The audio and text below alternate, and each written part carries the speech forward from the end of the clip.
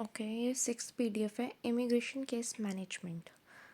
अब इस कोर्स में इसमें क्या है, जो भी हमारा क्लाइंट है उसका जो भी केस है रिगार्डिंग इमिग्रेशन, जैसे PR कराना है उसको, या वर्क परमिट लेना है, या फिर स्टूडेंट वीज़ा लगवाना है, जो भी उसका केस है उस केस को कैसे मैनेज करना है लास्ट स्टेप तक।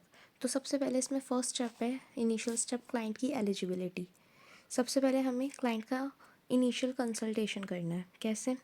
या तो उसको कोई फॉर्म देना है जो फिलअप करेगा, जिससे हमें क्या पता चलेगा, क्लाइंट की पर्सनल हिस्ट्री, उसका करंट इमिग्रेशन स्टेटस अभी क्या चल रहा है, और उसका फ्यूचर गोल क्या है, PR स्टडी, वो क्या चाहता है वो।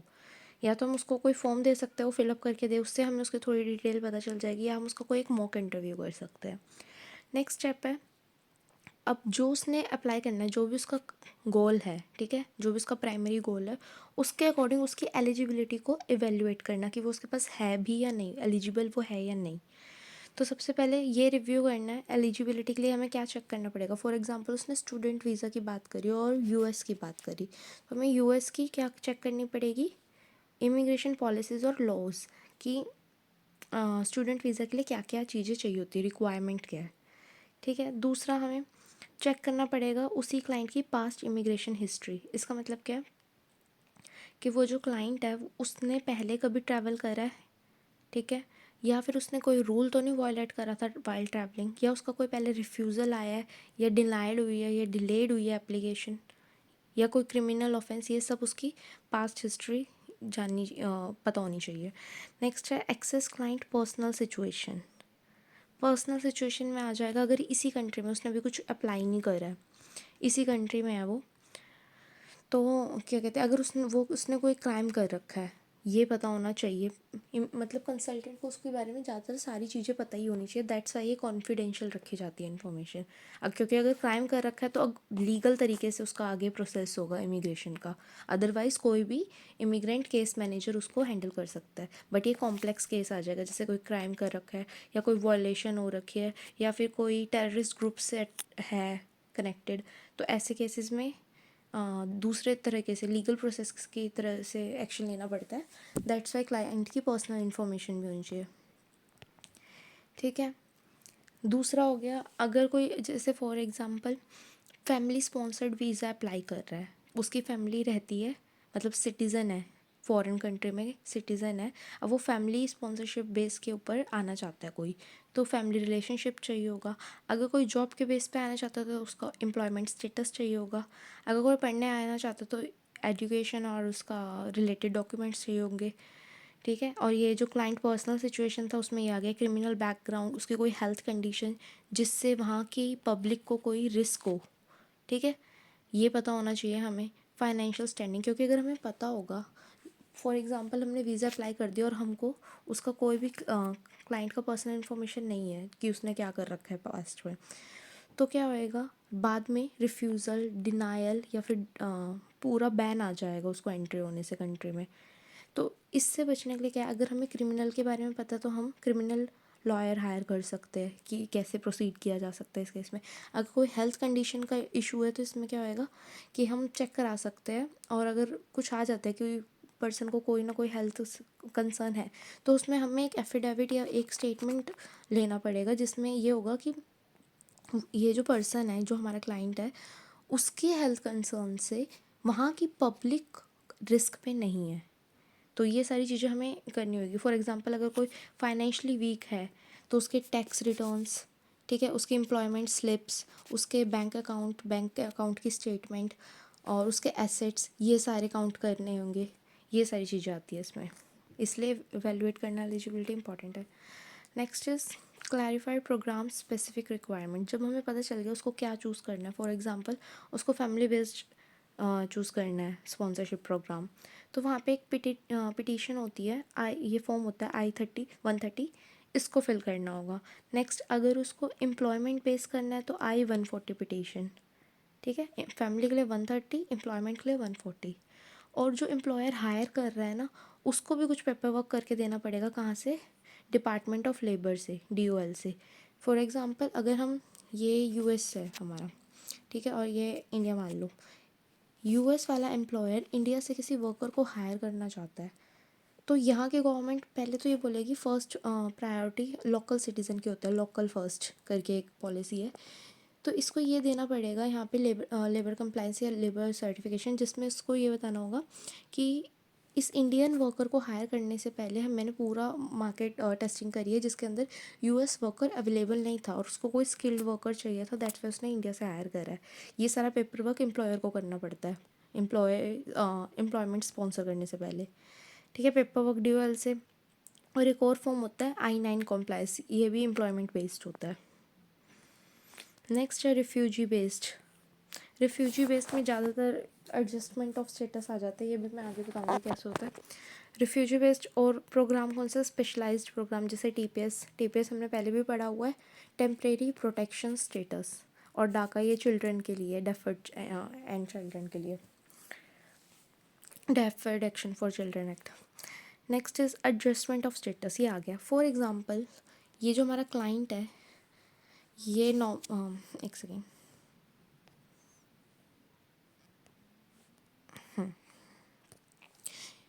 ये हमारा यूएस कंट्री है फॉरेन, और ये हमारा इंडिया है। यहाँ से हमारा जो क्लाइंट है यहाँ पे चला गया है, अब यहाँ पे इसने कुछ ऐसा कर दिया है, इसको डिपोटेशन फेस करना पड़ेगा, ठीक है, या डिटेंशन होने वाला है, इसका डिपोटेशन होने वाला है। तो ये क्या कर सकता है ऐसे केसेस में, ये अप्लाई कर सकता है AOS, एडजस्टमेंट ऑफ स्टेटस। इसका जो फॉर्म है वो है I-485, ठीक है, पिटिशन। इसके अकॉर्डिंग क्या हो सकता है, ये बता सकता है कि मेरा मॉरल करेक्टर अब तक का सारा अच्छा था इस कंट्री में, मेरी फैमिली टाइज़ यहाँ पे है, ठीक है, और मैं काफ़ी लॉन्ग टाइम से यहाँ रह रहा हूँ या रेजिडेंस तो नहीं, मतलब काफ़ी लॉन्ग टाइम से स्टे कर रहा हूँ। तो ऐसे में इसको ग्रीन कार्ड अप्लाई करने का मौका मिल जाता है। और जब कोई रेजिडेंट हो जाता है तो वो कैसे डिपोर्ट होगा कंट्री से। तो ये एडजस्टमेंट ऑफ स्टेटस ये होता है कि एकदम से अपना टेम्प्रेरी स्टेटस चेंज करके अगर आप एलिजिबल हो, उस कैटेगरी में फॉल कर रहे हो, तो ग्रीन कार्ड अप्लाई कर दो, ठीक है। इसके साथ साथ कुछ रिस्क भी आते हैं हमारे, रिस्क एंड रूल्स AOS के साथ। सबसे पहले अगर किसी ने AOS अप्लाई कर रखा है ना, तो वो ट्रैवल नहीं कर सकता बिना क्या बताए एडवांस पेरोल, ठीक है, बिना AP के वो ट्रैवल नहीं कर सकता, उसको एक परमिशन लेनी पड़ेगी, ठीक है, अथॉरिटी से। दूसरा, AOS अप्लाई करने के दौरान ना उसका जो स्टेटस वायलेट नहीं होना चाहिए। इसका मतलब है अगर उसका वीज़ा ख़त्म हो जाना उससे पहले उसको अप्लाई करना पड़ेगा AOS, ठीक है, ताकि वो ओवर स्टे ना करे, कोई रूल वायलेट ना करे, वहाँ का कोई नॉर्म ना तोड़े, कोई प्रिंसिपल या नॉर्म या लॉ ना तोड़े। ये सारी चीज़ों का ध्यान रखते हुए वो AOS करेगा। अदरवाइज़ अगर AOS ने अप्लाई कर रखा है और स्टेटस भी वायलेट कर दिया और ट्रैवल भी कर लिया, फिर उसको डिटेंशन ही होगा, ठीक है। जब हम क्लाइंट को क्लैरिफाई करते हैं प्रोग्राम, जब उसने चूज़ कर लिया, तो उसको हमें क्या बताना है, स्पेसिफिक एलिजिबिलिटी क्राइटेरिया बताना है, एक्सप्लेन करना है क्या क्या डॉक्यूमेंट रिक्वायर है, जैसे बहुत बेसिक हो गया, passport, proof of income, birth certificate, vaccination health condition के केस में, ठीक है। नेक्स्ट आता है client education and empowerment. Client को इसमें क्या करना है, हमें अवेयर करना है किसके रिगार्डिंग, इमिग्रेशन लॉ और उसके राइट के बारे में। क्लाइंट को पता होना चाहिए अगर कुछ भी गड़बड़ हो जाती है, उसका राइट है, राइट टू अपील। वो जब इमिग्रेशन प्रोसेसिंग हो रही है उसके दौरान वो वर्क कर सकता है, ये एक राइट है कि किसी किसी कंट्री में ही होता है ये वर्क वाला राइट। और उसकी कुछ रिस्पॉन्सिबिलिटी भी है कि वो अपना लीगल स्टेटस मेंटेन करके रखे, मतलब वॉयलेट ना करे कोई भी लॉ इमिग्रेशन का। नेक्स्ट है डॉक्यूमेंट प्रिपरेशन। अभी तक क्या कर लिया हमने,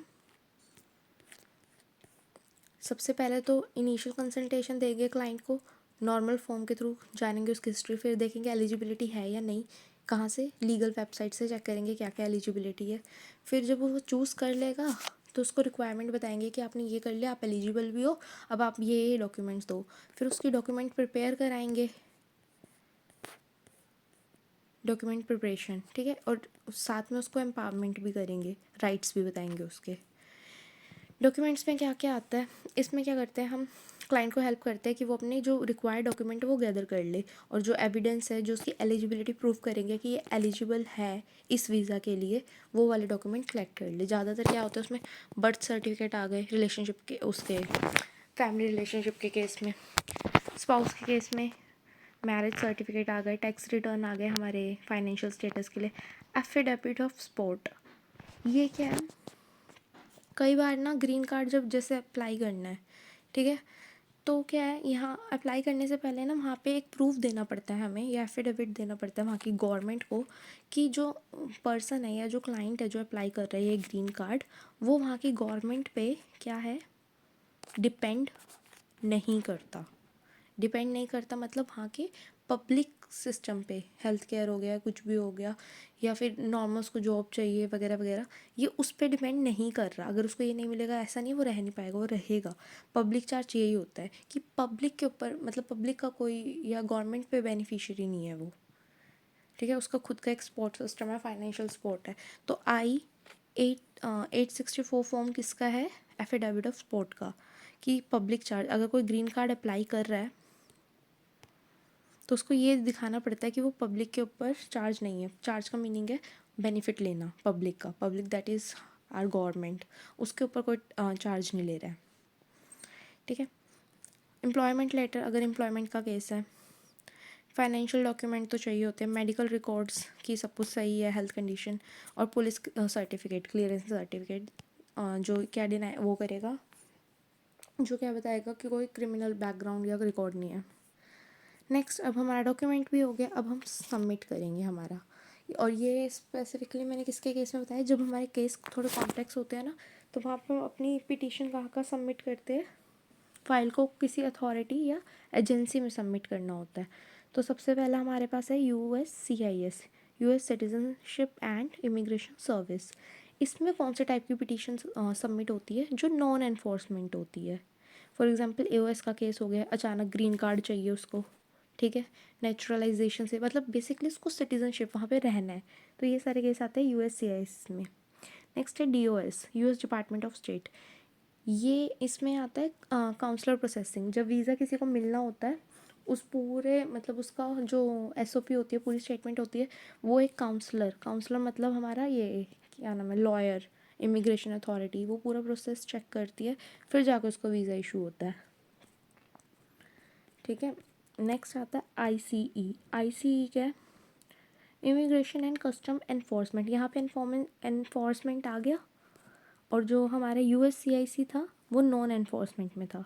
तो ये एनफोर्समेंट रिलेटेड है, इसमें डिटेंशन और डिपोर्टेशन वाले जो केसेस होते हैं वो इसके अंडर आते हैं। मतलब अगर किसी को डिपोर्ट कर दिया है तो वो अपनी पिटीशन कहाँ डालेगा, IC, डिपोर्टेशन, ठीक है, डिपोर्टेशन की। और अगर AOS वाला है, वो फॉर्म कौन सा था, अभी हमने फॉर्म देखा था ना AOS का, ये रहा, this form, adjustment of status I-485। तो I-485 कहाँ डलेगा, USCIS में I-485। ये वाला फॉर्म कहाँ पे, ये पिटीशन कहाँ पे सबमिट होगी, इस और अथॉरिटी में। नेक्स्ट आती है CBP, custom and border protection immigration court. नाम से ही पता चल रहा है, क्या पता चल रहा है नाम से, कि ये बॉर्डर पे बॉर्डर प्रोटेक्शन, ये बॉर्डर के ऊपर वो करेगी, क्या कहते हैं, चेकिंग रखेगी। तो इसमें ये वाली जो अथॉरिटी है ना, ये कब कब यहाँ पे पिटीशन फाइल हो सकती है। फॉर एग्जांपल कोई क्लाइंट है, अब उस पर क्या लग गया, इनएडमिसिबिलिटी का मतलब है उसको उस कंट्री में एडमिशन नहीं मिल रहा, एंट्री करने को नहीं मिल रहा, किसी भी उसका फॉर्म में कोई भी गड़बड़ है, या फिर कोई डॉक्यूमेंट फेल हो गया, या फिर उसने पास में कोई क्राइम कर रखे, किसी भी रीज़न से, ऐसे वॉयलेट रीज़न की वजह से उसको एंट्री नहीं करने दिया जा रहा, तो अब वो अपनी अपील कहाँ करेगा, पिटीशन कहाँ देगा, CBP में। या फिर रिफ्यूज़ल आ गया, वीज़ा रिफ्यूज़ल आ गया, इसलिए वो CBP में अपना वो करेगा केस फाइल। नेक्स्ट है लिटिगेशन का मीनिंग ये होता है रिजॉल्व करना पीसफुली एक्ट से। तो लिटिगेशन में क्या आता है, अगर कोई डिस्प्यूट हुआ है USCIS से या DOS से, या फिर इमिग्रेशन कोर्ट से ही हो गया है, ठीक है, कोई डिस्प्यूट हो गया, लीगली डिस्प्यूट हो गया, तो ऐसे केसेस कहाँ सॉल्व होते हैं, लीगल एक्शन के थ्रू सॉल्व होते हैं। लिटिगेशन के केस में रिजॉल्विंग कहाँ होती है, लीगल एक्शन के थ्रू, जुडिशियल रिव्यू होता है, और फिर जाके हमारा जो डिस्प्यूट है वो सॉल्व होता है। दैट मीन्स एक जज की प्रेजेंस में होता है, और जज दोनों पार्टी की सुन के एक बाइंडिंग डिसीजन देता है, दोनों का सुन के, बाइंडिंग का मतलब दोनों पार्टीज़ की सुन के। अगर हमारा इशू किससे हो जाए, USCIS से, फॉर एग्ज़ाम्पल फ़ाइल हुई है, ठीक है, रिफ्यूज़ल आ गया, रिजेक्ट हो गई है फ़ाइल, तो उसने अपनी यहाँ पे डाली पिटीशन USCIS में, और फिर इसने भी ना मतलब फेथफुल नहीं रहा, ये अनफेयर तरीके से लॉ प्रोसीड कर रहा है, लीगल प्रोसीड कर रहा है। तो अब ये क्या करेगा, ऐसे केस कहाँ पे जाके डिस्प्यूट सॉल्व होएगा, लिटिगेशन के में, लीगल एक्शन के थ्रू। नेक्स्ट आता है हमारा ADR, अल्टरनेटिव डिस्प्यूट रेजोल्यूशन। कुछ ऐसे भी वो होते हैं, रिजॉल्व होते हैं डिस्प्यूट जिसमें जज की ज़रूरत नहीं होती। For example mediation. मीडिएशन का मीनिंग ये होता है, इसमें एक मीडिएटर होता है जो दोनों पार्टी की सुनता है। एक तो वो पार्टी जिसने डिसीज़न दिया है, ठीक है, और एक वो पार्टी जो हमारा क्लाइंट था, ठीक है। ये मतलब इमिग्रेशन अथॉरिटी होगी एक टाइप की। तो इन दोनों के पास सुनता है कि इसने ये डिसीज़न क्यों दिया, और क्लाइंट कहता है कि भाई ये मिसअंडरस्टैंडिंग है, ये ऐसे नहीं ऐसे था, इसका मीनिंग। तो वो मीडिएटर दोनों की बात करा के वो रिजॉल्व कर देता है पीसफुली। नेक्स्ट आता है इसके अंदर नेगोशिएशन। नेगोशिएशन में दोनों पार्टी नेगोशिएट करके एक फाइनल डिसीजन निकालते हैं। Next is arbitration. आर्बिट्रेशन के केस में ये एक बाइंडिंग डिसीजन है, थर्ड पार्टी होती है न्यूट्रल, वो दोनों साइड की सुनती है और खुद का एक डिसीजन देती है, ठीक है। और ये मिसअंडरस्टैंडिंग के केस में होता है mostly ADR, alternative dispute resolution. Next is ombudsman intervention. ये कब होता है, ये मतलब इसमें क्या होता है, केस को रिव्यू करने के लिए रिक्वेस्ट डाली होती है। अगर वो केस हमारा डिले हो जाए, कोई आंसर नहीं आ रहा है, डिलेड हो रहा है, कोई गैप है, ठीक है, और इसमें क्लाइंट को अगर लगता है ना कि भाई उसके साथ इनजस्टिस हो रहा है, उसका जो केस हैंडल हुआ है उसमें इनजस्टिस हो रहा है, लेट कर रहे हैं जान की, या कुछ भी रीज़न है, तो ऐसे केस में वो क्या डालता है, ऑम्बड्समेंट, ठीक है। Next is local government and official.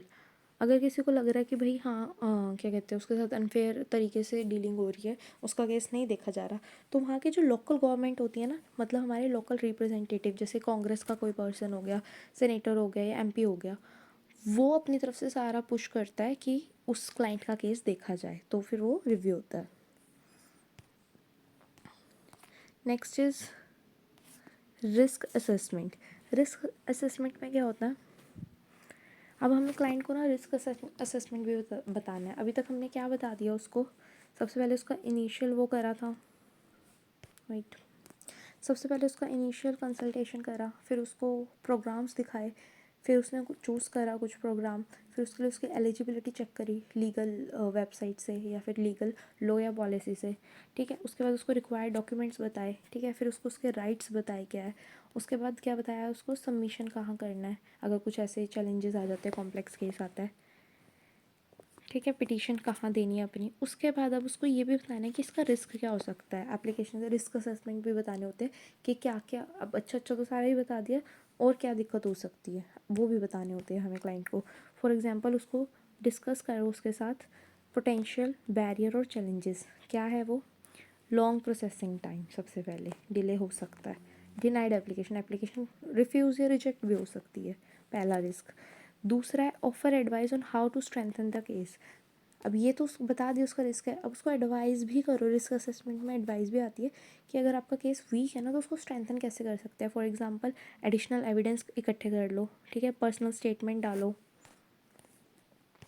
Next is continuous update. अब हमने अप्लाई भी कर दिया, सब कुछ हो गया, उसको सब बता दिया, राइट्स, उसके रिस्क, सबमिशन भी कर दिया। अब क्लाइंट को अपडेट करते रहना है, किस किस रिगार्डिंग,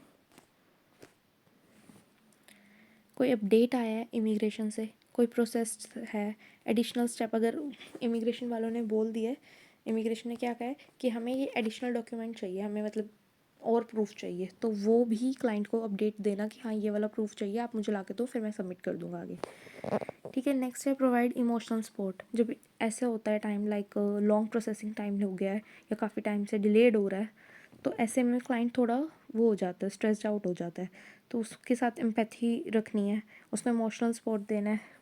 फॉर एग्जांपल हमारे जो असाइलम सीकर रिफ्यूज होते हैं, ये तो ऑलरेडी ट्रॉमा फेस कर चुके होते हैं अपनी कंट्री में, तो इनके साथ अच्छे से इमोशनल सपोर्ट इनको देना है। चिल्ड्रन और माइनर को भी हम्बली ट्रीट करना है। विक्टिम्स ऑफ क्राइम, जैसे ह्यूमन ट्रैफिकिंग के या अदर वायलेंस के कोई अगर विक्टिम है, तो उनको बहुत बहुत मतलब केयरफुली वो करना है handle. For example vulnerable group है, ठीक है, और जो भी क्लाइंट्स हमारे ह्यूमैनिटेरियन रिलीफ के लिए एलिजिबल है, जैसे T वीज़ा और U वीज़ा। T वीज़ा याद होगा आपको, हमने वहाँ पढ़ा था ट्रैफिकिंग के केस में, और यू वीज़ा हो जाता है अगर कोई अदर देन ट्रैफिकिंग, अगर कोई क्राइम का विक्टिम है उसके लिए यू वीज़ा लगता है। तो ऐसे वनरेबल ग्रुप को हमें बहुत हम्बली और मतलब इमोशनल सपोर्ट की उनको ज़रूरत होती है और बहुत हम्बली हमें इसको ट्रीट करना पड़ता है। Next is follow legal and ethical guidelines. अब आ जाता है कुछ हमारे लिए, ये तो हम अभी क्लाइंट को सब बता रहे थे, हमें अपना कैसे सिस्टम मैनेज करना है। सबसे पहला आता है, बहुत इंपॉर्टेंट है, कॉन्फिडेंशियलिटी। कॉन्फिडेंशियल रखनी है चीज़ें, किस क्या क्या, क्लाइंट की इन्फॉर्मेशन, पर्सनल इन्फॉर्मेशन को बिल्कुल प्रोटेक्ट रखना है। इंश्योर कि उसकी जो प्राइवेसी है वो पूरे केस मैनेजमेंट के प्रोसेस के दौरान कहीं पे भी वायलेट ना हो। ठीक है। Next is stay update on legal changes. Client को अपडेट तो करना है, खुद भी अपडेटेड रहना है किस पे, क्योंकि जो हमारी पॉलिसीज़ होती है ना, ये एडमिनिस्ट्रेशन के बदलते ही चेंज हो जाती है। तो हमें भी अपडेट रखना है कि पॉलिसीज़ चेंज होती रहती है, तो अप टू डेट रहना है, कोई शिफ्ट तो नहीं आया पॉलिसी में। अगर आया है तो फिर क्लाइंट को उसके अकॉर्डिंग वो तैयार करना पड़ेगा। Next is avoid over promising. कुछ तो कंसल्टेंसी या फिर कंसल्टेटर ऐसे होते हैं जो क्या करते हैं, क्लाइंट को झूठी एक्सपेक्टेशन देते हैं, हाँ हाँ आपका हो जाएगा, रिस्क असेसमेंट ये सब नहीं बताते कि पेशेंस रखना पड़ेगा, डिनाइल भी हो सकता है। तो ऐसे प्रोमिसेस हमें नहीं करने हैं।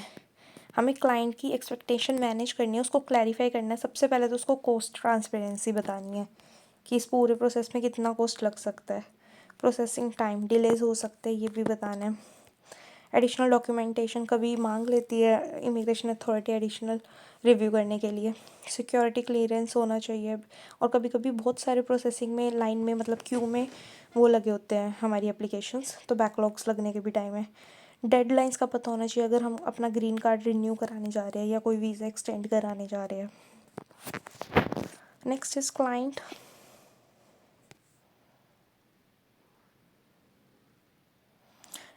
क्लाइंट में वांट गारंटी। हाँ, क्लाइंट को अब वो इतना पैसा लगा रहा है, सब कुछ कर रहा है और पेशेंस भी कम है, उसको गारंटी चाहिए होगी। ठीक है, बट हमें ये ध्यान रखना है कि जो भी केस होते हैं सारे केस एक दूसरे से यूनिक होते हैं, तो उसके रिज़ल्ट भी वेरी करेंगे। तो कोई प्रॉमिस करने की ज़रूरत नहीं कि स्पेसिफिक आउटकम यही होगी कि वो वीज़ा आएगा ही आएगा या फिर डिनाई ही होएगा या डिले होएगा। ठीक है, सारे एस्पेक्ट बताने हैं, प्रॉमिस नहीं करना। Next is avoiding unauthorised practice of law. For example criminal वो हो गया है, किसी का बैकग्राउंड क्रिमिनल है या कोई ड्रग ऑफेंस में था पास्ट में या फिर कोई टेररिस्ट ग्रुप से कनेक्टेड था। अब ऐसे केस में ना नॉर्मल इमिग्रेशन केस मैनेजर उसे हैंडल नहीं कर सकता, हमें एक लाइसेंस्ड इमिग्रेशन अटर्नी या फिर एडवाइज़र चाहिए। तो लीगल प्रैक्टिस या लीगल एडवाइस खुद नहीं देनी कि ऐसे कर लो वैसे कर लो, अवॉइड करना है, रेफ़र करना है। अब रेफ़र कहाँ करेंगे, लीगल वाले पे। तो अगला पॉइंट हमारा यही है, referral and resources. If immigration case particularly complex आ गया, कॉम्प्लेक्स केसेस कौन से होते हैं हमारे, यही वाले ह्यूमन ट्रैफिकिंग वाले या फिर टेररिस्ट ग्रुप से कनेक्शन है या फिर क्राइम कर दिया, ऐसे कॉम्प्लेक्स ग्रुप, तो हम उसे रेफ़र करते हैं। ठीक है, क्योंकि ऐसे में क्लाइंट को एडिशनल रिसोर्सेज की ज़रूरत होती है। तो हमें as a immigration case manager हमें क्या करके रखना पड़ता है, कोलैबोरेट करके रखना पड़ता है कुछ लॉ फॉर्म से, जहाँ पे हमें क्या मिलेंगे, लीगल काउंसलर मिलेंगे। तो इसमें आ गया सबसे पहले relationship with experienced immigration law form या फिर लीगल काउंसलर। लीगल काउंसलर कौन होगा, क्वालिफाइड लाइसेंस अटर्नी। ठीक है, ये हेल्प करेगा हमारी क्लाइंट को रिड्यूस कॉस्ट पर। कैसे, as a part of partnership program, क्योंकि हमने कोलैबोरेट कर रखा है, तो ये भी करके रखना पड़ेगा। दूसरा ये क्या हेल्प करेगा, स्पॉट फॉर लैंग्वेज बैरियर। इसमें क्या है, जैसे किसी को भी लैंग्वेज बैरियर है या उसको लैंग्वेज समझ नहीं आ रही हमारी, तो ऐसे में हम उसको एक ट्रांसलेटर या फिर उसकी लोकल लैंग्वेज में ट्राई करेंगे कन्वर्स करने के, या उसको कोई प्रोवाइड कराएंगे, लैंग्वेज सपोर्ट भी देंगे। Next is pro bono lawyer. अगर हमारा क्लाइंट फाइनेंशियली क्या है, वीक है, तो हम उसको क्या रेफ़र करेंगे, प्रो बोनो लॉयर। ये किस तरह के लॉयर होते हैं, ये ना होते लॉयर, ये लीगल लॉयर, ये लीगल असिस्टेंस प्रोवाइड करते हैं बट फ्री ऑफ कॉस्ट।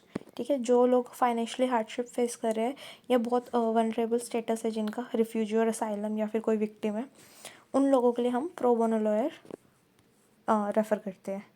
और कुछ ऐसी भी होती है नॉन प्रॉफिट ऑर्गेनाइजेशन। इसमें क्या है, जैसे कोई रिफ्यूजी है, अब रिफ्यूजी की कोई कम्युनिटी है, तो वो कम्युनिटी उसको हेल्प करेगी क्या, उसका केस पूरा डील करने में। तो कुछ कम्युनिटी ग्रुप्स होते हैं, ज़्यादातर ये रेस पे बेस्ड होते हैं कि सारे लाइक अफ्रीकन, एशियन, अफ्रीकन, ऐसे। लीगल एड क्लिनिक्स होती है कुछ जो असिस्टेंस प्रोवाइड करती है free of cost, non profit organisation है ये। Next is international relief organisation. ये रिलीफ दिलाने में हेल्प करती है, जैसे अगर किसी का डिपोर्टेशन का केस है, ठीक है, उसको वेवर कैसे दिलाना है, रिलीफ कैसे दिलाना है, वेवर भी अभी आगे आ जाएगा। नेक्स्ट इज़, अभी हमने लीगल फर्म के साथ या लॉ फर्म के साथ टाइप करा था। नेक्स्ट होता है हमें कुछ लीगल प्रोफेशनल के साथ भी टाइप करके रखना पड़ता है, जैसे साइकोलॉजिस्ट या सोशल वर्कर। ये किस लिए चाहिए हमें, हमारे जो रिफ्यूजी या असाइलम सीकर है या फिर विक्टिम है ह्यूमन ट्रैफिकिंग के या फिर किसी क्राइम के, तो ये सारे जो क्लाइंट्स हैं ना, ये बहुत ज़्यादा वनरेबल होते हैं, ठीक है। तो इनको क्या इनको मतलब कैसे असिस्ट किया जा सकता है, साइकोलॉजिस्ट प्रोवाइड करा के इनके लिए, क्योंकि इनका मेंटल लेवल, इन्होंने बहुत ज़्यादा ट्रॉमा फेस किया होता है, दैट्स वाई इनको हम ये प्रोवाइड करा देते हैं। नेक्स्ट, अगर कोई एम्प्लॉयमेंट चाहिए किसी को, मतलब एम्प्लॉयमेंट स्पॉन्सर्ड या एम्प्लॉयमेंट बेस्ड वीज़ा लगवाना है, तो अब इसका हमको अगर वो वीज़ा लगवाना है, अब ये बंदा किसी को नहीं जानता न्यू फॉरेन कंट्री में जो हमारा क्लाइंट है, लेकिन हमारे वहाँ पे कोलैबोरेशन है काफ़ी सारे लीगल प्रोफेशनल से, तो हम वहाँ से टाई अप करा के किसी एम्प्लॉयर से बात करके इस क्लाइंट को क्या दिलवा देंगे, एम्प्लॉयमेंट दिला देंगे। बाद में ये देख लेगा कि कैसे कहाँ क्या जॉब करनी है, पर इनिशियली हम इसको एम्प्लॉयमेंट दिलाएंगे किसी एम्प्लॉयर से बात करके या कोई एचआर प्रोफेशनल जो हमारे लिंक में है, ठीक है। तो ऐसे करके हम इसका एम्प्लॉयमेंट वीज़ा लगा सकते हैं। तो ये हमारे लिए भी अच्छा है, हमें कोलैबोरेशन करके रखना चाहिए ऐसे क्लाइंट्स के लिए। कहीं कुछ कोलैबोरेशन हमें क्रिमिनल अटॉर्नी के साथ एक ये भी लिंक में होना चाहिए, क्रिमिनल एडवाइज़र हमारे जो क्लाइंट है क्रिमिनल बैकग्राउंड से, उनके लिए। Next is handling complex cases. Complex cases कौन से हो गए, फॉर एग्जांपल किसी के मल्टीपल फैमिली मेम्बर्स हैं या उसके डिपेंडेंट है, उनको आना है। क्लाइंट विद क्रिमिनल रिकॉर्ड या डिपोर्टेशन का केस है, मल्टीपल नेशनलिटीज़ है, ऐसे कॉम्प्लेक्स केसेस कौन हैंडल करता है, हमारा law firm, immigration law firm जो एक्सपीरियंस या लाइसेंस्ड है, ठीक है। तो हमें इनके साथ भी कोलैबोरेट करके रखना पड़ता है और इनके साथ भी। किसी को स्टूडेंट वीज़ा लगवाना है तो हमें यूनिवर्सिटी के साथ टाइप करके रखना पड़ता है। अब डिपोर्टेशन की बात आई थी, तो डिपोर्टेशन के लिए भी देख लेते हैं। डिपोर्टेशन डिफेंस, अगर किसी को डिपोर्टेशन या डिटेंशन का रिस्क है तो ऐसे में क्या होएगा, सबसे पहले as a immigration case manager हमें क्या करना चाहिए, सबसे पहले उसको ये बताना है कि उसको कुछ एडिशनल एविडेंस या स्पोर्टिंग एविडेंस गैदर करके रखनी है, जिसको उसको क्या मिलेगा, रिलीफ या फेवर, या फिर मतलब उसको छोड़ दिया जाएगा। उसके लिए एक्सप्लोर करना है रिलीफ ऑप्शन। सबसे पहले कलेक्ट करना है डॉक्यूमेंट्स, ऐसे प्रूफ जो क्या शो करे जो क्लाइंट है वो एलिजिबल है स्टे के लिए। अब इसके लिए हमें क्या करना पड़ेगा, या तो हम असाइलम अप्लाई कर दे परसिक्यूशन का केस दिखा के, लेकिन इसके लिए डॉक्यूमेंट्स लगेंगे ओरिजिनल। नेक्स्ट, या तो ये बता दें कि उसकी फैमिली टाइज उसी कंट्रीज़ में काफ़ी टाइम से रह रही है और वो एलिजिबल है अब ग्रीन कार्ड के लिए, तो उसका स्टेटस चेंज हो जाएगा, एडजस्टमेंट ऑफ स्टेटस कर देंगे। फिर उसका बोलेंगे कि गुड मॉरल करेक्टर, अगर उसने वहाँ पे कोई क्राइम नहीं करा तो भी वो एओएस अप्लाई कर सकता है। प्लस अगर वो काफ़ी टाइम से उस कंट्री में रह रहा है तो उसका जो वो है क्या कहते हैं डिपोर्टेशन का चार्ज है वो उस पे से हट जाएगा। इसको हटने को क्या बोलते हैं, कैंसलेशन ऑफ रिमूवल। जो उसको रिमूव होना था, डिपोर्ट होना था, वो कैंसलेशन हो जाएगा और एओएस अप्लाई हो जाएगा। या फिर ये सारी केस में मॉरल करेक्टर अगर उसका ख़राब था या फिर उसने एओएस अप्लाई करने की कंडीशन नहीं थी, एलिजिबल नहीं था, तो अगर ये सिचुएशन मीट नहीं हो रही तो उसको क्या कर लेना चाहिए, खुद ही निकल जाना चाहिए। इससे क्या होगा, वॉलेंट्री अगर वो डिपार्चर खुद ही चेक कर ले डिपोर्टेशन होने से पहले, तो अब डिपोर्टेशन में क्या होता है, कुछ टाइम के लिए क्या हो जाता है, बैन हो जाता है उस कंट्री से, एंट्री नहीं कर सकते कुछ सालों के लिए। लेकिन अगर वो पहले खुद ही निकल जाएगा तो वो डिपोर्ट नहीं होएगा, डिपोर्ट नहीं होएगा तो वो री एंट्री करने के उसके चांसेस है, री एंट्री वो ले सकता है। नेक्स्ट इस कुछ टूल्स होते हैं केस मैनेज करने के लिए। आजकल तो डिजिटल हो रहा है सब कुछ, तो डिजिटली हम कैसे अपना केस मैनेज कर सकते हैं। केस मैनेजमेंट सॉफ्टवेयर होते हैं कुछ, जैसे Clio, immigration tracker, INS Zoom, law logics, USCIS का online tracking tool, automated reminder software. ये सब क्या करते हैं, ये जो केस मैनेजमेंट सॉफ्टवेयर है, ये क्लाइंट के जो केस है ना उसको ट्रैक करके रखते हैं। फॉर एग्जांपल डेडलाइन ट्रैक करके रखना, एक रोबोस्ट ट्रैकिंग सिस्टम होता है इनके पास, उससे डेडलाइन ट्रैक करके रखते हैं। जैसे कि किसी को अपना ग्रीन कार्ड रिन्यू कराना है, किसी को अपना वीज़ा एक्सटेंड कराना है, फ़ाइल कब सबमिट करनी है, इंटरव्यू कब तक आएगा, अपील अगर देनी है तो कैसे देनी है, कहाँ देनी है और कब देनी है, डॉक्यूमेंट स्टोर कैसे रखने हैं, रिकॉर्ड्स कैसे मेंटेन करके रखना है। और ये जो जैसे ऑटोमेटेड रिमाइंडर सॉफ्टवेयर है, ये हेल्प करता है रिमाइंड कराने का कि केस के माइलस्टोन एक एक, जैसे हमारा जो केस है, फॉर एग्जांपल अब एप्लीकेशन का टाइम है, अब डॉक्यूमेंटेशन का टाइम है, अब डॉक्यूमेंट के बाद सबमिशन का टाइम है, फिर डिसीजन का टाइम है, तो एक एक माइलस्टोन ये रिमाइंडर चेक कराता है। टूल्स के बाद कुछ आ गया लीगल डाटाबेसेस।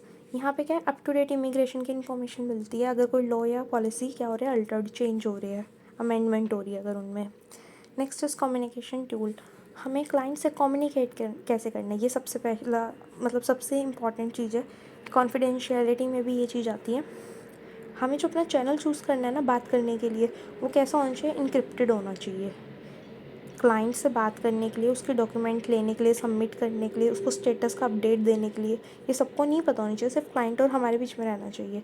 तो ये जो एनक्रिप्टेड चैनल होना चाहिए वो क्या हो सकता है, जैसे कि ईमेल हो गया।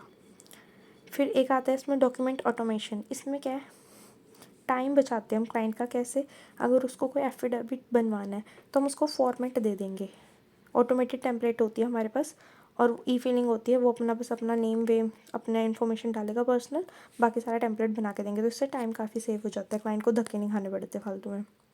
Next is assessing in admissibility और डिस्क्वालिफिकेशन।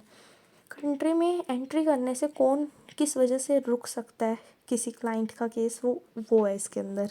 ठीक है, इन एडमिसिबिलिटी वो होता है कि वो डिस्क्वालीफाई कर रहा है, वो एंटर नहीं कर सकता। सबसे पहले अगर उसने कोई क्राइम कर रखा हो, क्रिमिनल हिस्ट्री, जैसे कि कोई क्राइम कन्विक्ट कर रखा है, या लीगल इशू का वॉयलेट कर रखा है, या ड्रग ऑफेंस में था, वॉयलेंट क्राइम कर रखा है कोई भी, या फिर प्रीवियस जब वो पहले प्रीवियसली ट्रैवल कर रहा था तो उसने वहाँ की कंट्री में कुछ वायलेशन करी है, जैसे वो ओवरस्टे रह गया, फ्रॉड करा उसने डॉक्यूमेंट्स में, अनऑथराइज तरीके से एंट्री ली थी, तो ऐसे केसेस में उसको रिजेक्शन मिलेगी। रिजेक्शन में डिस्क्वालीफाई होगा वो बिल्कुल।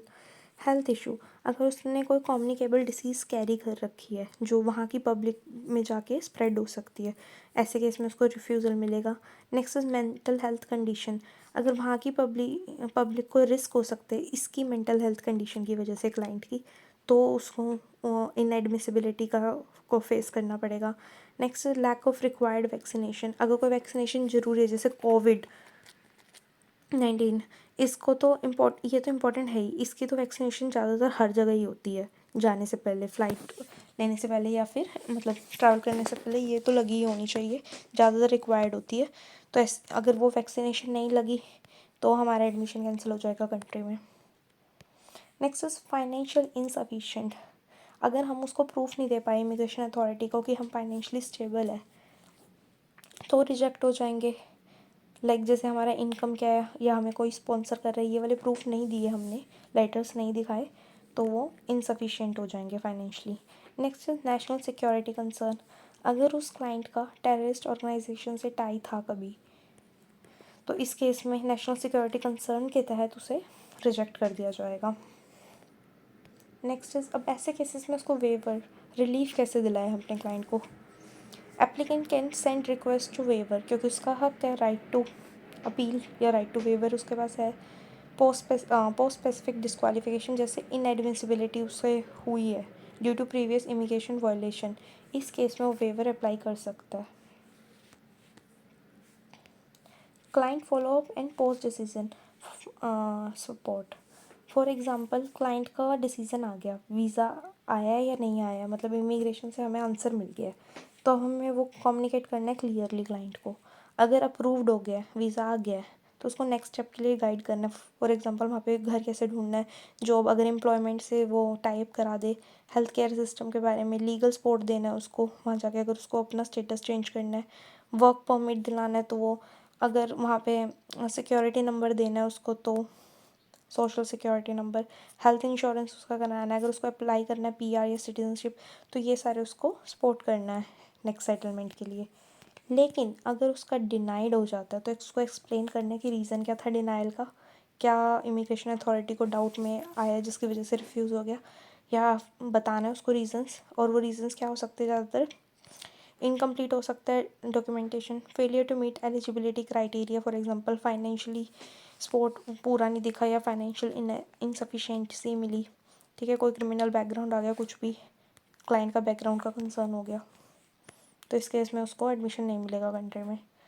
फिर ऐसे में हम क्या करें, अपील और वेवर के बारे में डिस्कस करेंगे। अब रिफ्यूज़ल आ गया तो क्लाइंट क्या चाहेगा कि दोबारा कैसे भी करके उसका एडमिशन हो जाए, तो ऐसे में हम अपील डालते हैं। अपील क्या होता है, एक फॉर्मल टाइप का अपील होता है इमिग्रेशन कोर्ट में, या फिर board of immigration appeal BIA, या किसी तरह के फेडरल कोर्ट में इसको दिया जाता है फॉर्मल अपील प्रेजेंट। और इसमें ये बताया जाता है कि कुछ न्यू एविडेंस है तो हमारी जो एप्लीकेशन थी उसको रिकंसीडर किया जाए, जो ये डिसीज़न आया नेगेटिव रिफ्यूज़ल का, इसको रिकंसीडर किया जाए और देखी जाए एप्लीकेशन न्यू एविडेंस के साथ। नेक्स्ट है एडमिनिस्ट्रेशन अपील। इसमें क्या होता है, इसमें कोर्ट की ज़रूरत नहीं होती, डायरेक्ट हम एजेंसी को कांटेक्ट करते हैं कि रिकंसीडर किया जाए डिसीज़न। वेवर किस केस में होते हैं, अगर एडमिशन नहीं मिल रहा है कंट्री में उस केस में। रिफ्यूज़ल अलग चीज़ है, एडमिशन ही नहीं मिलेगा, डिस्क्वालीफाई हो गया, अलग चीज़ है। Next is cultural sensitivity and understanding. जब हम क्लाइंट से डील करते हैं, ठीक है, इमिग्रेशन केस मैनेजर है, जो हमारी बात हो रही है, इमिग्रेशन केस मैनेजर जब भी क्लाइंट से डील करता है उसको डिफरेंट टाइप के क्लाइंट से बात करनी पड़ती है, ठीक है, और वो जो क्लाइंट्स होते हैं वो अलग अलग डाइवर्स कल्चरल बैकग्राउंड से आते हैं। तो बीइंग कल्चरली सेंसिटिव, हमें क्लाइंट को अंडरस्टैंड करना पड़ता है, उनके कल्चरल नॉर्म, उनका कस्टम, उनका पोटेंशियल बैरियर, ठीक है, तो उसके कल्चरल डिफरेंस को रिस्पेक्ट करना है। Next is language and communication style. कुछ क्लाइंट मांगते हैं, कुछ का कल्चर ये बोलता है कि बिल्कुल फॉर्मल कम्युनिकेशन हो, और कुछ का कल्चर बोलता है इनफॉर्मल तरीके से कम्युनिकेशन हो, तो हमें उसके ही अकॉर्डिंग वर्क करना है। Next is working with immigration authority and embassy. कई कई बार क्या होता है,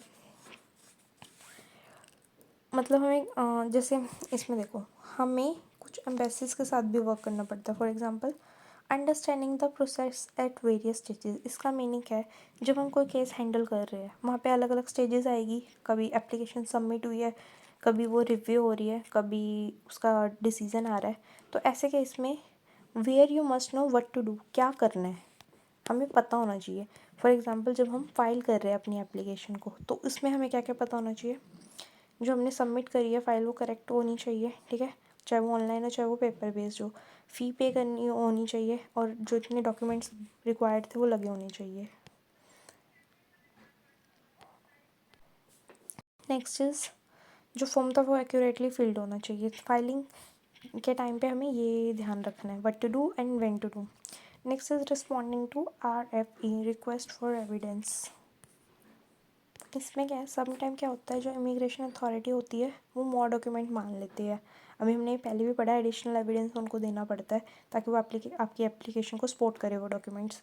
तो उसमें समझना होता है हमें, इमिग्रेशन केस मैनेजर की बात हो रही है, exactly what is being asked, क्या पूछा गया है, क्या मांगा गया है। नेसेसरी डॉक्यूमेंट फिर हम क्लाइंट से कलेक्ट करते हैं, और डेडलाइन से पहले हमें एक डेडलाइन मिली होती है इमिग्रेशन अथॉरिटी से कि इस डेट से पहले ये डॉक्यूमेंट सबमिट कर दोगे तो आगे रिव्यू हो जाएगी, ठीक है। फॉर्मेट भी फॉलो करना होता है कि ट्रांसलेशन, अगर कोई हिंदी में डॉक्यूमेंट है तो उसका ट्रांसलेटेड सर्टिफाइड ट्रांसलेटेड वर्जन या कॉपी होनी चाहिए।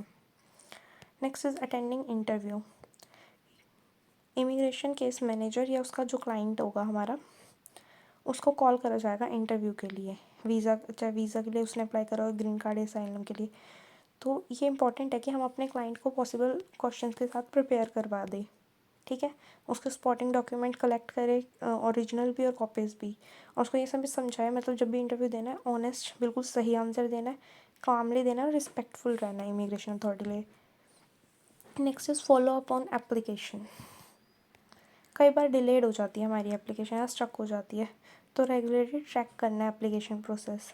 ठीक है, ऑनलाइन पोर्टल्स होते हैं, वहाँ जाके चेक कर सकते हैं। एक हमें नंबर मिला होता है एप्लीकेशन का, तो उससे हम चेक कर सकते हैं ऑनलाइन। अगर काफ़ी टाइम के बाद भी कोई प्रोग्रेस नहीं होती है तो हमें एक फॉलोअप ईमेल भेजनी होती है किसको, इमिग्रेशन अथॉरिटी को, कि भाई क्या हुआ हमारे क्लाइंट के केस का। या फिर एक फ़ोन कॉल करो या फिर एक लेटर लिखो एम्बेसी को या इमिग्रेशन अथॉरिटी को। Next is always be polite professional. ये केस मैनेजर के लिए, क्लाइंट के लिए नहीं, केस मैनेजर के लिए। बस वो जो इंटरव्यू वाला पार्ट था वो क्लाइंट के लिए था। Next is document submission and interaction when dealing with immigration officials या एम्बेसी। तो ऐसे में क्या है, करेक्ट फॉर्मेट डॉक्यूमेंट का होना चाहिए, सर्टिफाइड होने चाहिए, अगर ज़रूरी है तो ऑफिशियल उन पर स्टैम्प होनी चाहिए या फिर नोटराइज होने चाहिए किसी लीगल ऑफिसर से। ठीक है, और अगर हिंदी में डॉक्यूमेंट तो उनका ट्रांसलेशन इंग्लिश में होना चाहिए सर्टिफाइड ट्रांसलेटर से।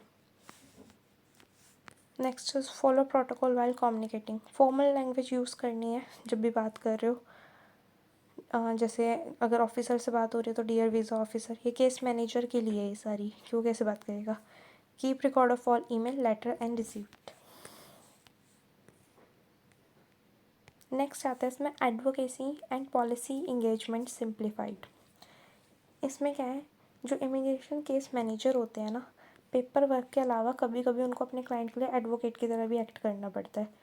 उन क्लाइंट के लिए जिनके साथ क्या हो रहा है, अनफेयर या आउटडेटेड इमिग्रेशन लॉ की वजह से वो स्ट्रगल कर रहे हैं।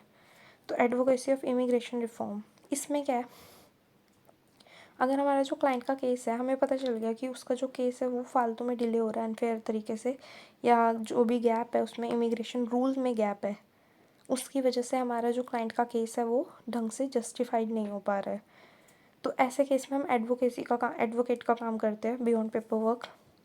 जैसे अगर हम एग्जांपल के तौर पे ले, जो रिफ्यूज़ीज़ है या फिर अनडॉक्यूमेंटेड वर्कर है, इनके लिए कोई प्रॉपर सिस्टम नहीं है।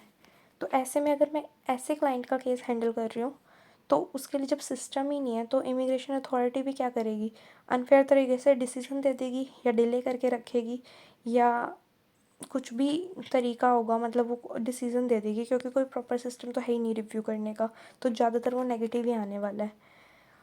तो ऐसे में मैं दोबारा से एडवोकेसी की तरह एक्ट कर सकती हूँ अपने क्लाइंट के लिए, दोबारा उनको पिटीशन डाल सकती हूँ या फिर लीगली एक्शन हो सकता है। The case manager may speak out और support changes in immigration law and policy। वो अपील कर सकते हैं इमिग्रेशन अथॉरिटी या एम्बेसी को कि भाई चेंजेस लाया जाए पॉलिसी में, बिकॉज मेरा जो क्लाइंट है वो रिफ्यूजी से बिलोंग कर रहा है या असाइलम सीकर कैटेगरी से बिलोंग कर रहा है या फिर अनडॉक्यूमेंटेड है, इनके लिए लॉ तो है ही नहीं, तो फिर इनको डिसीजन कैसे आएगा इनका। Next this might involve writing to law makers, जो लॉ बनाते हैं उनको भी मतलब उनको भी बोलना पड़ सकता है क्योंकि लॉ ही नहीं है ना इसके लिए। Raising public awareness regarding this issue कि इनके लिए लॉज है ही नहीं। Joining petition.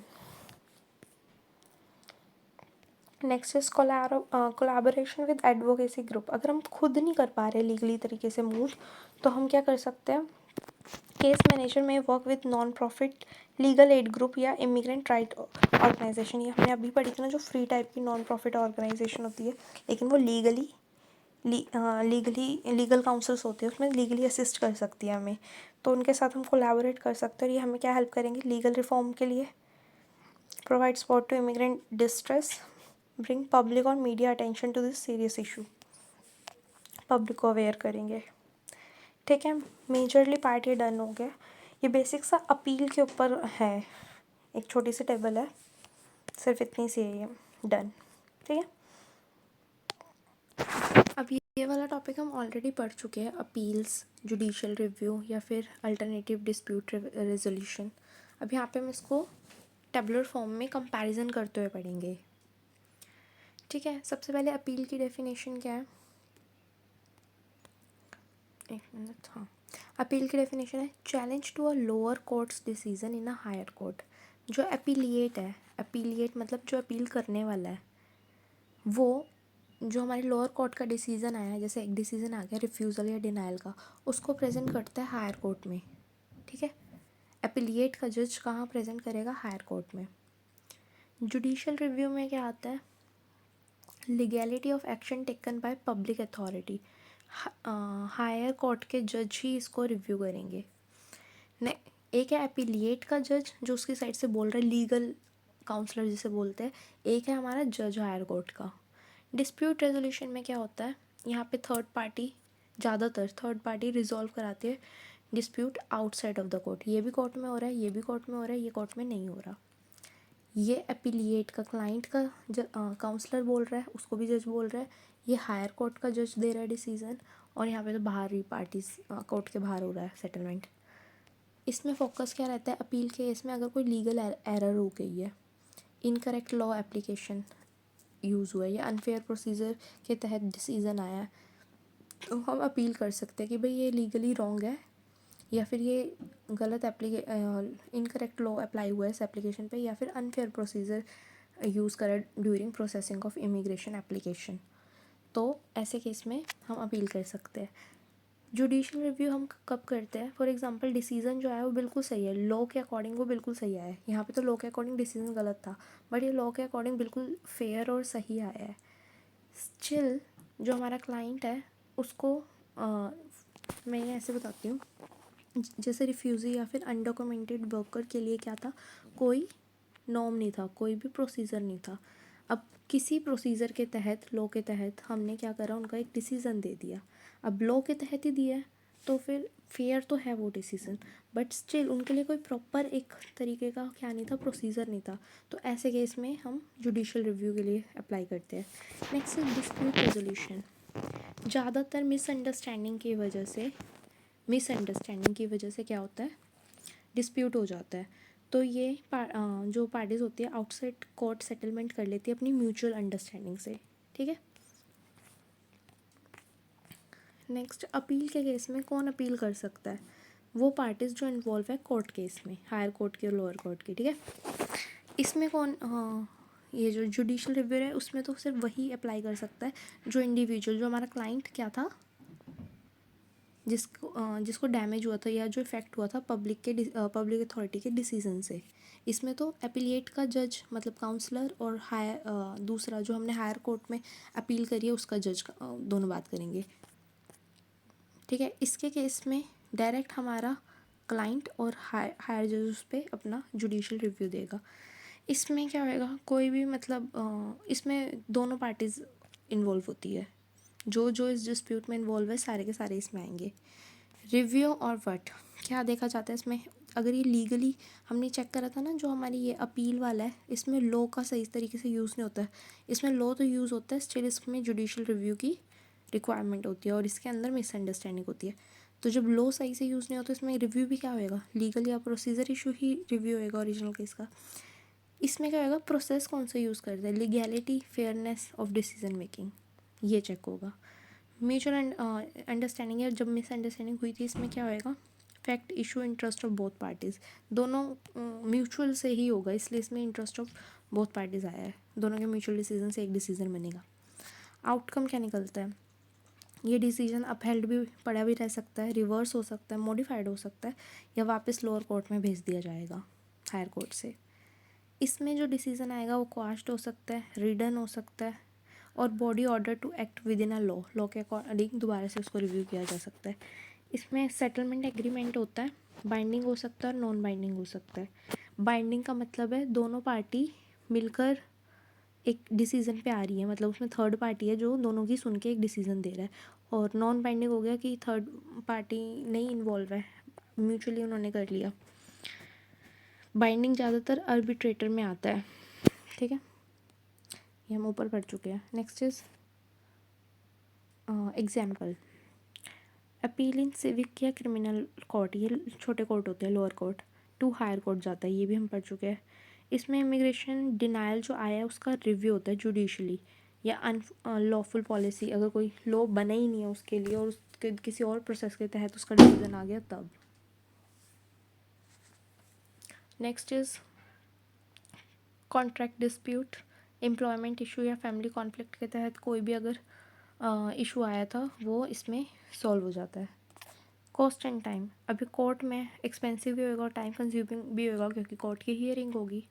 ये सीधा जुडिशियल रिव्यू है, तो ये इतना लेट नहीं लगाते, मॉडरेट टाइम होता है और कॉस्ट भी लेस होती है क्योंकि less than full trials. Next ये तो बहुत ही चीपर है क्योंकि मतलब कोर्ट के बाहर ही इसको सेटलमेंट कर देता है, outside of the court. Binding nature क्या है, अब इसमें जज है तो बाइंडिंग होगी, ये भी जज है और क्लाइंट है हमारा। कोर्ट में इशू बाइंडिंग ऑर्डर और मे नोट, ठीक है।